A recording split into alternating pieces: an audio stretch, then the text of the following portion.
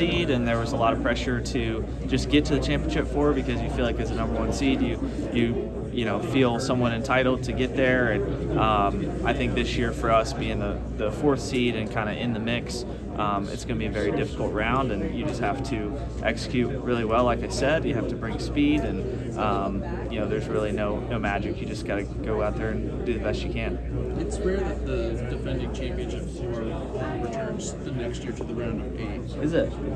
It's only happened 2 other times before. Okay, yeah. So I didn't know that. The fact that you guys are back this year, what does it say about the strength and caliber of your 4 teams specifically? Well, I think I've noticed all year really that the 4 of us have been strong in our different ways, different stretches of the season. You know, you could argue that at all times of the year, different points of the year, each of those cars has been the best car in that period of time. So, yeah, I think that's just a lot to be said about the teams, a lot to be said about the drivers, the crew, and just having a good notebook. And, you know, not a lot's changed, I guess, with the rules. So, just shows that those teams are really strong. And at the same time, though, the other 4 teams are really, really good, too. So I think, yeah, you're going to see a lot of competition. And some of the guys that didn't make the championship 4 last year were really close and have probably improved a little bit this year too. William, when did you find out about Alex getting DQ, and just what was your personal reaction? Probably found out around 7:30, 8 o'clock on Sunday, pretty much when you guys did. Yeah, I was really disappointed for him and his team and Blake and everybody on the 48. I feel like they've worked really hard and they've put together really good races, and they've been good teammates for us to learn from. They've been bringing a lot to the table from a debrief standpoint, and yeah, I was just more disappointed personally for Alex, and just what that would feel like. I would never want to feel that myself. You mentioned the 4 teams in this round are just as strong together. This feels like a really stacked round of 8. What's your perspective on the caliber of drivers that are left fighting for this championship this year? Yeah, I think it's the talk seems like the momentum this week's been that it's the best 8 we've ever had. I don't know if that's true. I mean, I think some of the 8s that I wasn't a part of were really good too, but I think it is a really strong round. It's all the legitimate teams that you would expect, and it's really the top 8 cars all year. So that's when you sit down and look at the playoff picture, that's kind of what you expect. You expect the guys to make it through. I think the unexpected this year was the way the races laid out earlier in the rounds, that could have eliminated somebody, but what we saw is that there wasn't really anyone scoring a lot of points, so it was just chaos. Everyone was just having issues, and that didn't really allow anyone to pull away. So I think we're back to legitimate tracks, legitimate races here in the round of 8 that are gonna really set the table for, if you get through this round, you're definitely gonna earn it. There's gonna be there's stuff that happens in every race, but if you control what you can, you're gonna advance. Does the vibe change at all in these last 4 races among one another or your competitors or anything like that? Like, is the intensity palpable?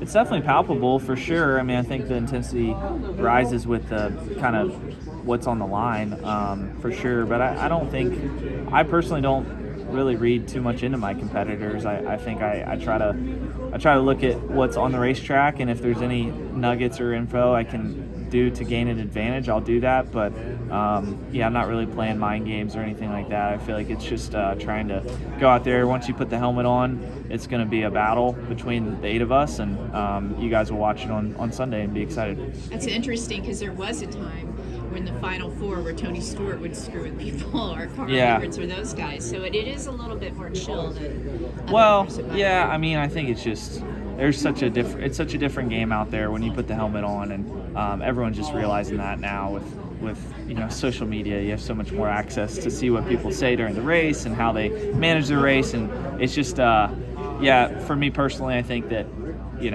when you put the helmet on, it's game on. If you don't look at the competition, William, as you just said, do you not look at how people stack up or who's done what in the playoffs? For instance, I mean, Christopher Bell seems like he's flying under the radar compared to the other 7. Well, yeah, I mean, he's scored a lot of points and been really consistent, and kind of reminds me of our playoff run last year, where he has a kind of sub-6 average finish and lots of points scored. That was kind of right where we were last year. We had a really consistent playoff stretch. So, yeah, I mean, he's a great competitor, and I don't really, as much as I'm looking at that, I'm not really paying attention to anyone but our team. So it's really what our team can do well, what we do best, and I know if we put our best out there, I feel like it's going to be good enough to get through. What went right the last 2 weeks? Yeah, just execution and communicating and just kind of working through the challenges of the weekend and not getting too up or down. So I feel like for us, we got off to a good start at Kansas, had a good baseline there, and then things just kind of flowed from there. So I don't think it was really one thing, but it was just a combination of a lot of good work and good things going our way. How much of that trash bag set you back for this race last year in the spring? I mean, it did for sure, but I think we can't lose sight of some of the things we needed to work on in that race. But yeah, it did. I mean, I don't think we were ever full potential after that because we had probably some damage to we had some remnants of the trash in the car. So I don't know, but I feel like we're always pretty strong here. It's just trying to find that next step. The last couple races here.